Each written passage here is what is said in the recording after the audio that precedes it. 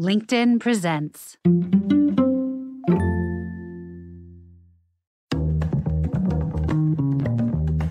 For all of us, it's about predicting where the consumer is going and getting half of it right. One of the things we want to do is create ads that don't suck. Embracing change creates great possibility. I'm Alan Hart, and this is Marketing Today. Today on the show, I've got Yon Raz-Fridman, known as Yon. He's an entrepreneur and repeat founder and technology executive, originally from Isreal and now based in the US. Yon is the co-founder and chief executive officer of SuperSocial. On the show today, we talk a little bit about SuperSocial as a metaverse and developer and publisher of games and experiences on metaverse platforms like Roblox and Fortnight. But we spend quite a bit of time talking about what do we not already know about the metaverse and how is it connected to actual human behavior change. We'll talk about interesting examples that he's seen being deployed in the metaverse. We'll talk about how brands and advertisers might think about experimenting and getting in. And what does success look like? What are the strategic KPIs that he's focused on with his clients and games? We'll also talk about the life of an entrepreneur and the journey and the turmoils that come along with it, and much, much more. I hope you enjoy this conversation with Yon Raz-Fridman. Well, Yon, welcome to the show. Thank you, Alan. Great to be here. Appreciate you inviting me. Yeah, no, I'm excited about the conversation. We're going to cover a lot of meaty topics. But before we get into the business side of things, I hear you grew up in Isreal and now you're in Columbus, Ohio. How do those things make sense? How does one lead to the other, I guess? Well, it's a great question. I think I am an explorer and adventurer. I think that's part of being an entrepreneur. I was born and raised, as you've mentioned, in Israel, in the north of Israel. And I think living in Israel, growing up in Israel has been such a phenomenal experience because Israel, which is now kind of referred to in many cases as the startup nation, is a place that really pushed me to want to build, to create through my experiences in childhood and serving in the military in Israel, where I worked on multiple different roles within the Ministry of Defense. And I think I just had this innate curiosity about entrepreneurship. And that ultimately led me to move to London about 10 years ago when I started my first real startup company, a company called Kano Computing, where we essentially built the first computer that kids build and code themselves. So think about it like assembling a piece of computer kits, but very much in a Lego-like experience. It's fun, it's color-coded, it's engaging. And then wrapping that with an operating system and coding application that are really focused on empowering young people to create with technology, not just consume. And so that brought me to London. And I lived in London almost 5 years, and I loved every minute of it and greatly enjoyed. And I think there's, in a way, there isn't really any better city than London if you want to, as your first kind of interface with the wider world. It's multicultural. It's the center of the universe, essentially. Not culturally or economically, not in that sense, but literally, like practically speaking, it's halfway through everywhere to the world, right? You're right. In London, you can go to Asia 12 hours, you can go to San Francisco 12 hours, and you're kind of covering those two sides of Earth from one location. So historically, it became this kind of enclave of culture, multiculturalism. And so being there was a phenomenal first window into the world. And I think once I'd been there, it felt like there's no going back for me, at least. And I wanted to continue that journey, and then met my wife, moved to New York. So it was very much more of a personal reason, very different from moving to London, which was a entrepreneurial decision. And then from New York, given that my wife is originally from Columbus, with the arrival of the pandemic in early 2020, we stayed here for quite a while during the first year of COVID and decided that we want to give the Midwest a chance. And at early stage of COVID, I started SuperSocial already as what I think of as a remote native company, fully remote, fully distributed. And so being in Columbus allowed me to just continue and build the company that I started. And so here we are. I love it. And I mean, Columbus is a cool town. Like I've only been there like once, but it's not a sleepy town. And if I'm not mistaken, there's a university there as well. So it's kind of an interesting dynamic. One of the largest universities actually in the United States. I think 60 to 70,000 students. That's Obviously, right. biggest college sports program in the United States. Yeah. And definitely a rising city in the Midwest. There's a lot to like for sure. Yeah. No, I love college towns in particular, but I mean, I know the city is much bigger than even the college itself, but interesting. Well, I love how that journey, if you will, that you've been on, and congrats on following your wife. That was a smart move. Actually, it was my idea to move to Columbus. That's awesome. Just to be completely clear, for good or bad, but yes, she's from here and her family's here, which is why we thought of Columbus as kind of a first option, which needless to say is a radical transition from living in places like London and New York. Again, for there's pros and cons, there's advantages and disadvantages, but it's definitely radically different than anything I've experienced over the past 10 years. Yeah. Well, you talked a little about your journey from Isreal and the Ministry of Defense type roles that you had, the startup experience in London, and then SuperSocial. And you're the CEO of SuperSocial today, having founded the company. What was, if you will, I mean, we've talked a little bit about the path already, but what was the spark, if you will, or the impetus to start SuperSocial? In a way, the impetus to start SuperSocial started with my first little entrepreneurial endeavor when I was still in university. I was part of this program called the Zell Entrepreneurship Program, which is a venture creation academic program where you get into in the last year of studies, and there's a few thousand candidates and only 22 people get in. And that was sort of the opening window for me into the world of business entrepreneurship. I was always entrepreneurial, but less on the business side. And I started my first kind of venture creation project, which was called FunKit. And with FunKit, this was in 2008, we basically created these custom stickers for sneakers that kids design online on their own. And then we manufactured the popular designs in the form of stickers for sneakers. I mean, literally.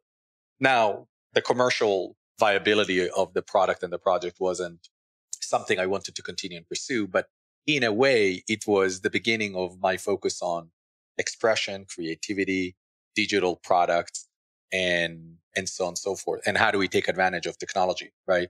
And so in a way, that's when really the journey started that led me all the way to SuperSocial. And along the way, I started the computer company that I've mentioned, Kano, in London in 2013. And 2013 was a really interesting year because Minecraft launched in 2012 and exploded pretty much immediately. Now, it wasn't a product for kids. And until today, Minecraft is not just for kids. Minecraft has a major audience of people above age 35, age 40. So Minecraft was, however, a first articulation of what a social creation-based platform looks like that is really showing the way to what young people are going to want to be immersed in and experience and use for not just gameplay, but also creativity, expression, socialization, so on and so forth. And then Roblox started to pick up in 2015, 2016, even though it was founded in 2008. And then Fortnite Creative arrived in a few years later, 2018, 2019, and enabling a new creative class. So I have seen and have been at the forefront and at a front row seat into those transformations, into those shifts in not only human endeavor and human experience, but also creativity and what is the future of social platforms. And then COVID arrived in early 2020, and I was working on a VR company called Kodo. And with COVID arriving, I remember seeing this data point, which was that there's about 2 billion people under age 18 that are out of school and are in their homes because of COVID. And everything I knew and everything I've seen until that, right? All those things that I've just mentioned, suddenly it all clicked. And my immediate reaction, I remember when I realized what is happening, was this is the catalyst. This is the catalyst that we are now going to potentially see. I took into account that I might be wrong, but my hypothesis was virtual worlds in 3D is going to be the next frontier of the internet. And I mean the consumer internet. It's going to be the next generation of social media. It's going to be the next generation of gaming. It's going to be the next generation of commerce. Not replacing the other ones, not replacing 2D commerce and Shopify or Amazon, not replacing Threads, Twitter, Snapchat, so on and so forth, not replacing AAA mobile games. Now, creating a completely new class of virtual properties that are at the intersection of that. And when I realized that, and that's the hypothesis I've made, I was, okay, we need to start, and we will start on Roblox, which I thought of as the biggest category leader the most era-defining platform of that new category, Right. right? What I think of as immersive social platforms. And I thought of them as this is the first platform that is huge. And we're going to start there. And by the way, just for reference, when I say huge, when we started SuperSocial over 3 years ago, Roblox was about 22 million daily active users. Roblox is now at 66 million daily active users. So it was already large. Now it's just gigantic. It's the largest platform by far of that category, serving young people, youth, kids around the world. And sort of, it was relatively easy for me to make that leap of faith into a platform like Roblox, while majority of people, and including people in media and the gaming industry, thought of Roblox, and many still do today, as quote unquote an app for kids. So I'm glad we've made the bet. I'm grateful for having the ability to come up with that hypothesis, and I think we're very much still in the very early stages of that transition. Well, and so I think that's a fascinating timeline too, because I remember Minecraft exploding with my daughter.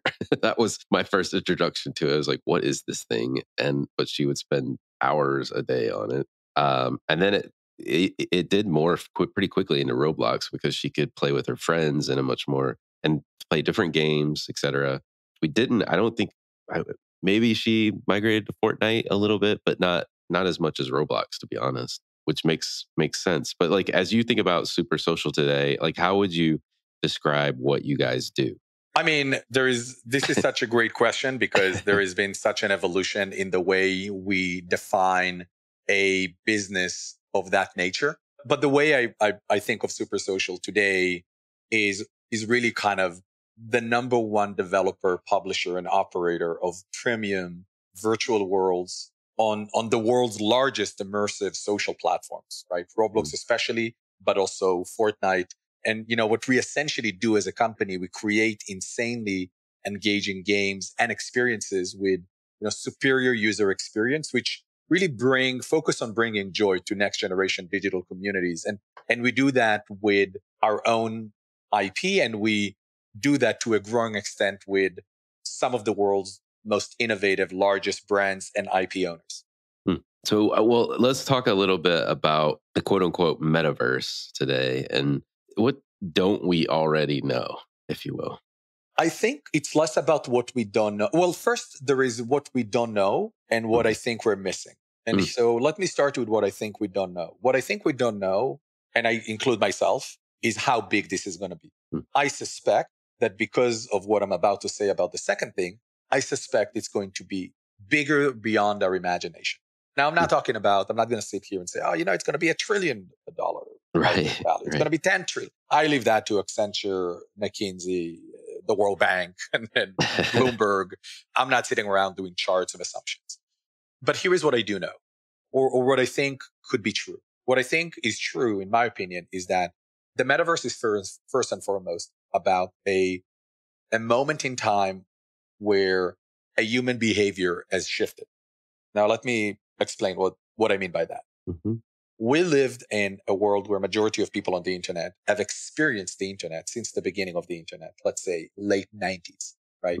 Once the Google search bar first appeared, before that, it was still something that was very niche. Google really opened up more and more possibilities to explore the internet. But since then, and including in mobile, right, with the revolution of cloud computing and mobile applications and new smartphone devices like the iPhone, there is a relatively 2D way through which most internet users have been experiencing the internet over the past, let's say, 25 years. And in parallel, we have continued to see the emergence of video games in all sorts of forms, but also video games in 3D, becoming a growing part of how people spend their time, but a very particular set of gamers, kids, and so on and so forth. I'm not talking about casual game. That for me is a very simple 2D experience that will continue to be huge. And so what I think when I talk about that transition of human behavior and what prompted us to start SuperSocial is the understanding that there is a whole generation now, probably 2 generations. Let's call them, with words media understands, Gen Z and Gen Alpha, right? So essentially anyone born between 19, let's put it, anyone born between 2000 or after the year 2000, right? So anyone below age 25, essentially, those two generations have been born into a smartphone-based world. And more than that, they have been born in many parts of the world into a world that has fast internet. And lastly, they have been born in a world where starting 2010, some of the world's largest internet platforms for kids and youth have been immersive social platforms. Roblox, Fortnite, Minecraft. And so to me, that led to people playing, socializing, and expressing themselves primarily in this platform, which also means that they are primarily representing themselves as a 3D avatar. It's not just me playing a character. I am the character. I have a sense of presence in these worlds. And that's why you see people spending billions of dollars on Fortnite creative on skins. And that's why you see 1 out of 5 users on Roblox changing their avatar outfit every day. And 50% of the platform changes once a week. We're talking about millions of people who do that every morning, every day. And so that behavior now is starting to be more scaled. So we're already talking about a couple billion people who are doing it. And these people are going to grow up, right? They are anywhere from age 5 to 25 today. And so the question I ask myself is what is going to be true and what will continue to be true 10, 15, 20 years from now is that most likely they are going to want to continue and interact with the internet in the way that they have experienced it for a majority of their youth and their lives. And that would ultimately, in my opinion, impact the way we interact with media, the way we consume entertainment, the way we purchase online. And those fundamentals and how these are actually going to look like, I think are still a TBD. But the scale of it is undoubtedly going to be huge. Now, it doesn't mean we're going to call the internet the metaverse. We may still call it the internet, but there's no doubt that the internet is evolving into its next iteration. And I think, to me, fundamentally, that is based on the intersection of new technologies and a shift in human behavior. Yeah. Well, I mean, I agree with the premise of the shifts in technology and human behavior have to be true to actually produce a new paradigm, whether we call it the metaverse, whether we call it a new version of the internet, whatever we call it, it does make sense that those two things and the way you lay it out, I mean, the notion of people changing their virtual selves, look and feel and expressing themselves as those 3D avatars, I mean, that is a big shift. That's a huge shift. Yeah, I was asked one time by an investment banker. I won't name the name of the bank. It was part of a private research they did. And I was asked, Yon, how many people do you think are going to be in the metaverse? And I took a second and I said, I think it's going to be something like 100 billion. And he was like, wait, what? How did you get to 100 billion? There's not even 10 billion people around. Right. I was like, well, here's what I think might happen. I might be wrong, but I think it might happen that every person in quote unquote the metaverse would want to have multiple identities, because in the metaverse, in virtual worlds, there is no limitation to who I can be. Now, if I can be anyone, why would I want to be one person? I'm already one person in real life. And so what if a person has an average of 5 identities? I choose who I want to be with that community. I choose who I want to be. We already do that to some extent. Yeah. I'm Yon on some platforms. I'm Jonathan on some platform. I'm Lord Yoners on Roblox. I already have that. And I have an avatar on Roblox that I'm probably not going to use as my avatar on Instagram. Right. So we already live like that. So now, if you think there is a layer of economy on top of that, and we have average of 5 identities per person, I mean, it's not that crazy to assume that the world might have these next generation of internet economy might have, more than 100 billion people. Wow. That's not even including yet, imagine what happens with AI, and we have artificial identities and artificial friends, and suddenly you have 5 your own identities, and then you have suddenly you have another 5 or 10 AI friends that are not even real humans, but they are part of the economy. And they might be considered in virtual world as a quote unquote person. Yeah. Yeah. Man, it's making my head explode. But the exponential potential there is unbelievable. And then you really made my head hurt when you were talking about artificial friends, and I was like, wait, or AI friends, and I was like, I guess that's true. I mean, we're already starting to see that. I can't remember the name of the online tool, but it basically is a friend that you can talk to. Oh, Pi? Pi, yeah. Yes. Yeah. Yes. I mean, this is just the beginning of those type of I mean, we don't think of ChatGPT as a friend, but it essentially is. I mean, yeah, if you basically all is. they need to do is put an avatar face on ChatGPT that you can customize, and suddenly it has a personality. Right, right. Exactly. That's pretty funny. Well, I mean, so what we just talked about too, ChatGPT and Pi, but like, what are some of the most interesting examples of what you're seeing in the metaverse today?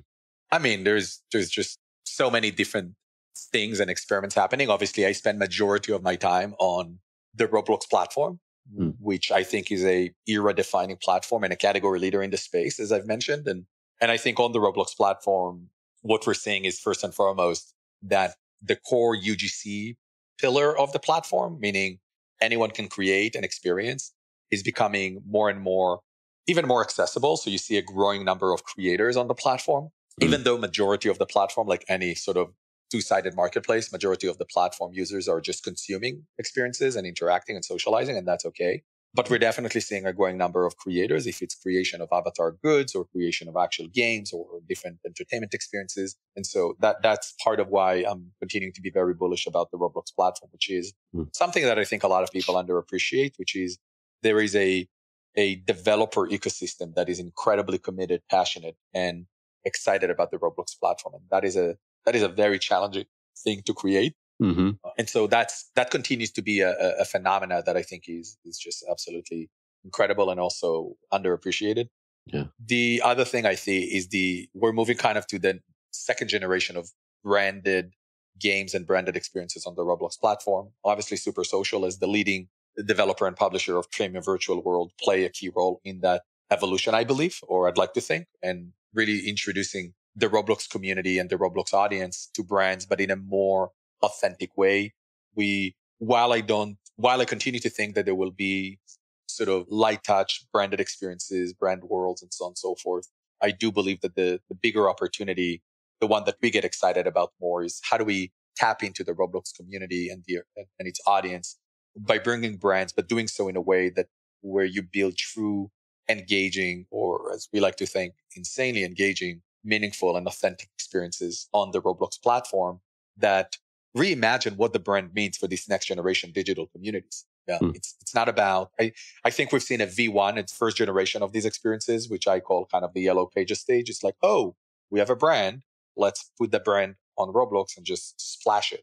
Right. No, I think in the second generation now, we're seeing the evolution of that. I mean, we had two major successes with brands on the Roblox platform. With the same company, actually, with NARS Cosmetics, which is a prestige beauty brand. We launched NARS Color Quest last year, which is essentially still the number one branded beauty game world on the Roblox platform, generated incredible numbers, more than 42 million play sessions with great ratings and reviews from the community. And then we launched just recently NARS Sweet Rush, which was our second game world with a cosmetics brand of their nature on the Roblox platform, again, with staggering numbers and reception from the community. And I think now you might ask yourself, why would a prestige beauty brand launch something on a platform like Roblox? And I think the answer is because there are some brands, and they have been at the forefront of that. There are some brands who truly understand that this is the next generation consumers. And in this next generation of how people are going to interact and follow their loved brands, we need to be in a place where we can build and sustain relationships and nurture the relationships with those new digital communities. And more than that, realizing that there is an opportunity to find new and experiment with new business models around virtual economy and virtual goods. And so that is really what we're starting to see now that I'm very excited about, which is the second generation of brands and IP owners coming into the Roblox platform. And I think we are still very early. And I think while the intersection of social media, e-commerce, and gaming is what I believe ultimately we'll see in the next 5 to 10 years, we're still very much talking about gaming and social experience, with commerce really being more focused on virtual goods and virtual items. But I think that will evolve in the next 3 to 5 years, I believe, in platforms like Roblox, like Fortnite, essentially allowing people to purchase real goods from within these platforms. And I don't think it's that crazy to suspect that would happen. That's the second thing I'm seeing that is very interesting. And then the last thing I'm seeing that, again, part of why we started the company and focusing initially on the Roblox platform, which is that the creativity and the ability to build world-class, uh, almost like premium quality multiplayer worlds, experiences, games is no longer something that you need 5 years of development and millions of dollars in investment. You can do that today at a faster pace with a smaller investment and for a whole different audience that may not want to access those AAA games on PC and gaming consoles. Again, it's not replacing, it's creating a new class of experiences. And this is something that I think is fundamental, because if you think about the video game industry, which is, as we know, larger than Hollywood and the music industry combined. If you think about that industry, we started with consoles and then PC, and everyone thought, oh, PC is going to kill console, and it didn't. It added, right? Right. And then if you think about what happened later, which is mobile didn't kill PC gaming and Right. console. It's much, much bigger, but it didn't eliminate it. And unlike other mediums of entertainment, think about it, gaming is really the only one where there is new forms, new modalities of experience, new content mediums, but they are not disrupting the previous one. They're building on it. And that is very unique, I think, dynamics in the industry of gaming that you really don't have in other industries. Yeah. No, I mean, you're right. You're right. Most other industries evolve and the prior version is eroded or destroyed over time. I haven't thought about it like that. That's pretty interesting. So, I mean, you talked about a number of different ways from first gen to second gen to like where you think it's going to go in terms of actually being able to purchase physical or real goods in the future. How do you think about, or like, how would you advise brands or advertisers to get in, to start, maybe is the best way to think about it? Well, I think it starts with first understanding why this is of strategic importance to you as a brand. Mm-hmm. And I think it's about understanding that you're not going to get it perfect, and you want to make sure it's tied to your overall objectives as a company, as a brand. You want to understand that this is still a category that is being defined. And so there needs to be an experimental mindset. And as such, you need to understand what is the level of risk and level of investment you're willing to make. And you need to understand that there is only advantages by being there early and learning, because the learning is in the doing. You're not going to learn just by sitting around reading research reports from McKinsey. That's just not going to happen. That's okay. It's great for a flight. If you're an executive, that's great. But the real learning is going to be in putting your money where your mouth is, going, experimenting, prototyping, and ultimately, I think also understanding that this is a completely new realm. And you want to make sure that you work with the right partners to get the best learnings, and identifying who is the right partner for those experiments, for certain platforms, and who is really the organizations and the certain people that can help you navigate through and distinct between the hype and what's real, and making sure that they can help you as a brand and as an executive to tie those experiments into wider business objectives. That is really, really important. And ultimately, just do it, figure out a way to get going, to experiment, to build. There's no better way at the moment than building and experimenting. And I think every brand need to put themselves in a position where they put themselves in front of these communities and figure out what is the right way, what is the right experiences, what are the right products that we're building that will allow us to be relevant in this growing space, and how it fits our overarching strategy. And I genuinely believe that over the next 3 to 5 years, we'll see majority of major consumer companies, major consumer segments, and beyond consumer even, having some form of presence, experimentation, representation in these emerging platforms. Yeah. I mean, it's fascinating to watch from the outside looking in in terms of the brands that are trying to dabble and experiment in. I do think, you mentioned your success you've seen with like NARS Cosmetics. It does seem right now to benefit most from an enrichment in like organic, authentic way, the beauty and fashion components. But even like insurance providers are trying to get in as well, either through traditional means in new virtual worlds like sponsorships and things like that. I can only imagine the future of one day, protecting your world that you've built through buying a virtual insurance or transacting with the transaction card of choice, right? And thinking about credit cards and premium cards versus rewards cards. I could see transactions happening in that way too. It's pretty interesting. I'm curious to see how this thing evolves. How do you think about success? Like if I'm a brand or advertiser and I'm getting in some form or fashion, I've addressed the things that you've laid out, like tying it to my objectives of brand, having that experimental mindset and kind of like learning by doing. What would you think about like the critical success factors or how to characterize what success should look like? Well, I think in most cases, we are looking at three key KPIs at the moment that I think are just the most important across the board. The first one is reach. How many people really we are able to connect with? Let's think of it as the volume, right? That's the first KPI that brands and businesses care about at the moment. The second one, because it's so early, you want to make sure that you're able to connect with a wide audience. The second one is engagement. Once you reach people, the second most important thing becomes, okay, how many people we're actually engaging with on a meaningful level? How many people come into our experiences and our worlds? What are they doing there? How much time they're spending there? Are they coming back? How often they are coming back? And again, that's why it's important that it's a meaningful experience. It's fun. It's engaging. You're building it so people can be there, right? No one is throwing a party because they want it to be empty. Right. Right. And the third one is monetization, which is the level of experimentation around business models, around virtual goods, in-game purchases, and so on and so forth, which is, again, still at a very early stage, and that's okay. But that's definitely still one of the three things that we pursue with every partner world that we're building to make sure that while it's still a lower priority, it's part of the mix, and it's important that we build those monetization mechanics in a meaningful way and experiment and see where does it lead us and what can we learn from it for the future.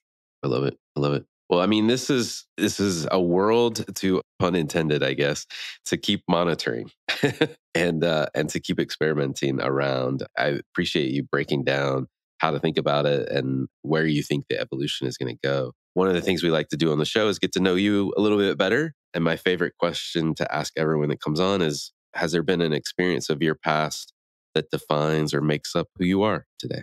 There's probably like one really good example. I mean, there are many examples, but I'll pick one. The one example from definitely that I would say define the way I approach my entrepreneurial journey is what happened at the beginning of COVID. I was working on a previous company with my co-founders at SuperSocial, a company called Kodo Interactive. With Kodo, we had a vision of building digital content that is consumed and interacted with through VR devices, but in a way that it's about inspiring young people to interact with media through VR in a way that teaches them about the world of technology and that is gamified, that is fun and engaging, and doing so in a physical space that brings it all together in an even more immersive manner. Think about it like a combination of advanced technologies like VR, but also immersive physical spaces where you feel like you're in that world, not just through VR, but also physically. And we believe that sort of location-based experiences is going to be a big frontier. You know, I'm a big fan of Meow Wolf and things like that. And then COVID arrives. And as an entrepreneur and as a CEO, I realized that this is going to stay for quite a while. No one knew how long, but I thought, okay, like things are definitely not going to continue the same way. And we were a small, a fragile company, early stage startup. We're not a multi-billion-dollar company that, we can survive this. We're very much a small emerging company, about 15 people full time. And within 5 days, I had to pivot the company from what we did right prior to launching our first experience and pivot it to something digital. And so two things happened that I realized. One, we can't continue and I need to move us as fast as possible into what does make sense. And then the second thing that happened, I embarked with my core team on a journey of identifying what is going to be the right direction for the company, the overall strategy, which ultimately led me to realize that hypothesis that I started with the conversation today, which was that virtual worlds in 3D is going to be the next frontier of the consumer internet, and we need to be there. And that was the hypothesis that led us to start SuperSocial. And all of that happened, that transition and pivoting, and ultimately deciding to start a whole new different company. All of that happened in about 30 to 45 days.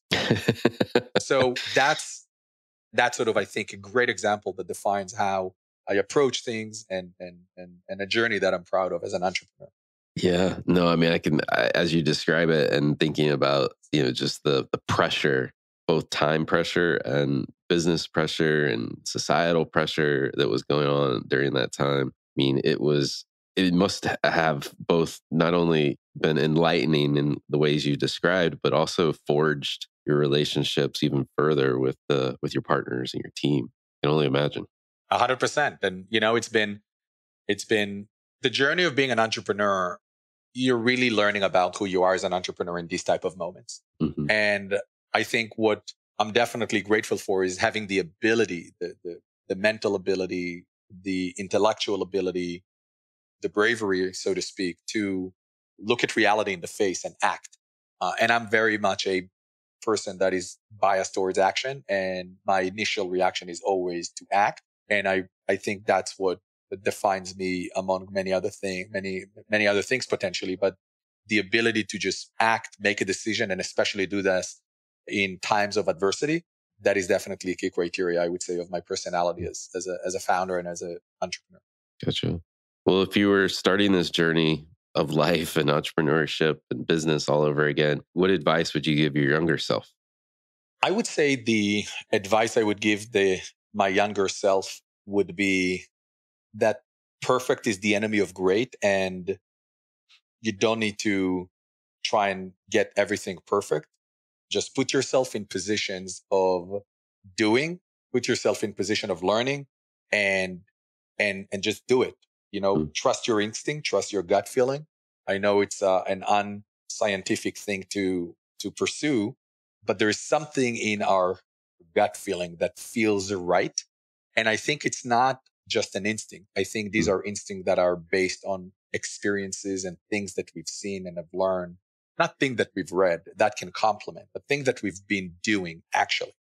And over the past decade of my journey as a founder and an entrepreneur, I'm grateful to have been able to go through so many different experiences that ultimately increase the chances that my instinct and my reaction to things and the actions I take are going to be the right ones. And no one is going to know if they're the right ones, right? I think Steve Jobs said you can only connect the dots looking backwards, but you want to be able to connect the dots, and the dots are going to be things that you accumulate along the way, experiences, decisions. So my best advice to my younger self would be just keep doing, keep making decisions.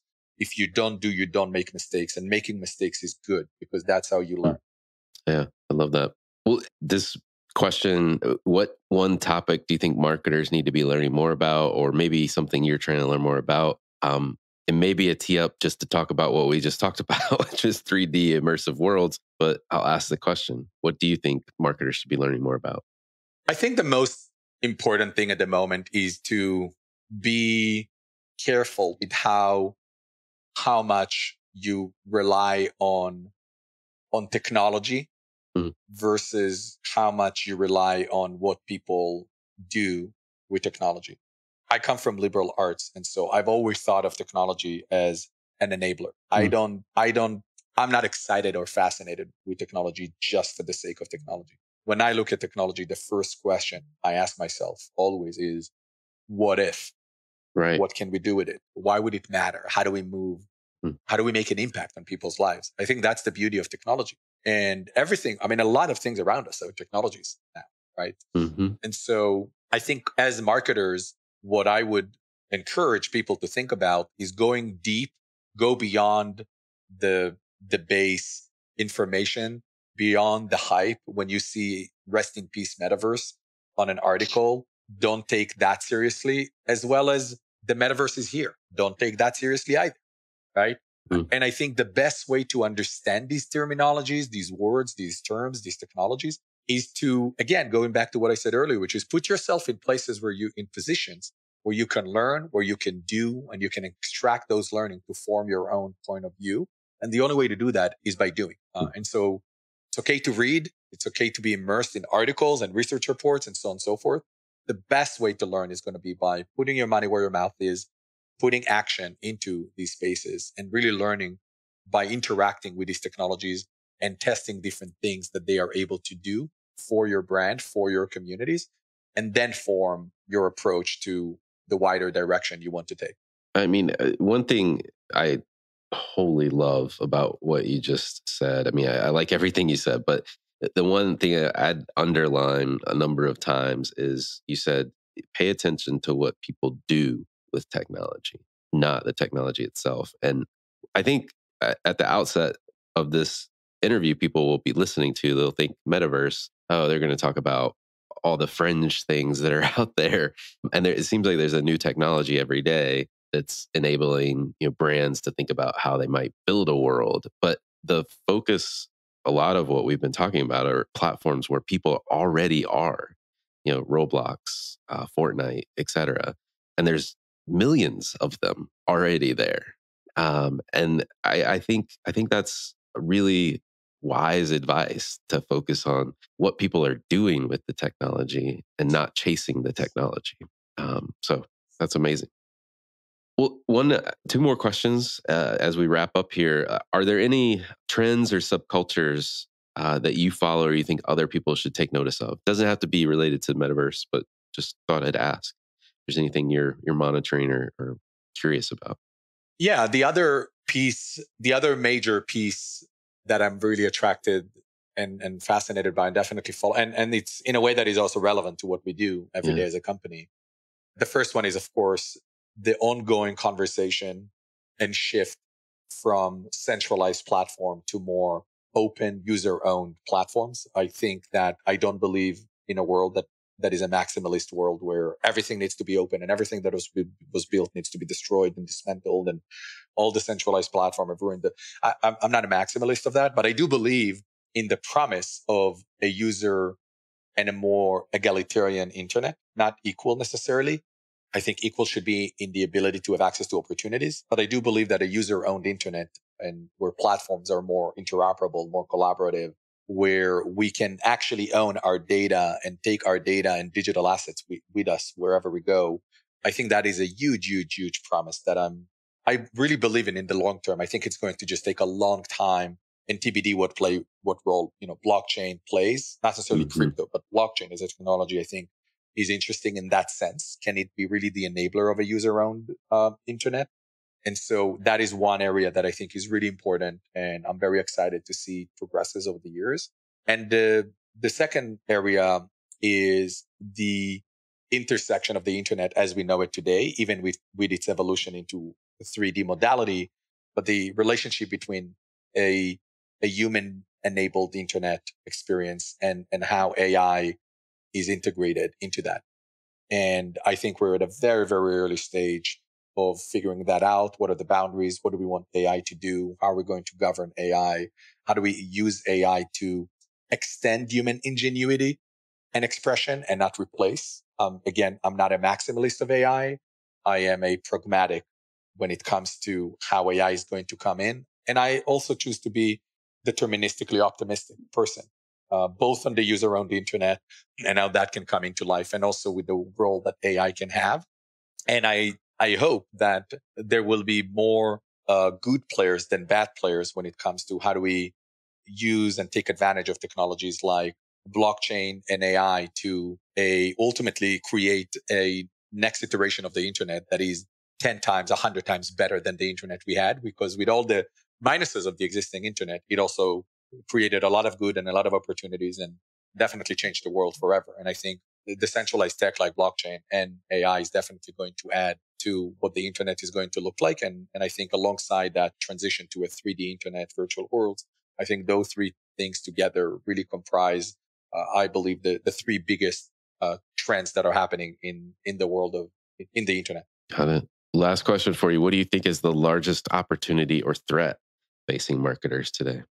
Well, the largest threat is really to not put yourself in positions of learning and doing. Yeah. And I think I like to think about threats and opportunities. And I do believe in that, even though it might sound a bit like a cliche, but I believe that no one prevents you from being the best at what you do. No one prevents a brand from being the best and most attractive brand in the world. No one prevents you as a marketer of being the best marketer, the most creative marketer. There's just no one. You own your time. I remember this quote. I think I have it in my bathroom. You're the master of your fate. You're the captain of your soul. I mean, no one prevents you from being number one. It's all about the work you do, putting yourself in positions to learn, to grow, to experiment, and take the brand you work for or you work with on that journey with you.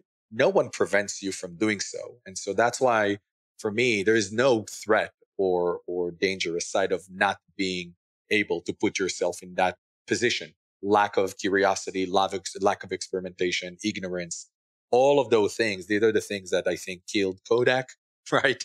And other big companies. And so I think as a brand, we live in extraordinary times. I think we live in the most extraordinary times potentially in the last 50 years when it comes to so many things are happening at the same time. There's also so many challenges. But in times of challenge, and there's so many technologies that are taking our attention, there's never been a better time to also use those as a catalyst for creating the brand you want to create and ultimately shape the voice and the tribe that you want to have. And I think that's where we live now. And that's the approach that I would encourage people to take. Well, Yon, it's been a fascinating conversation. We've covered so many topics from technology to the human condition.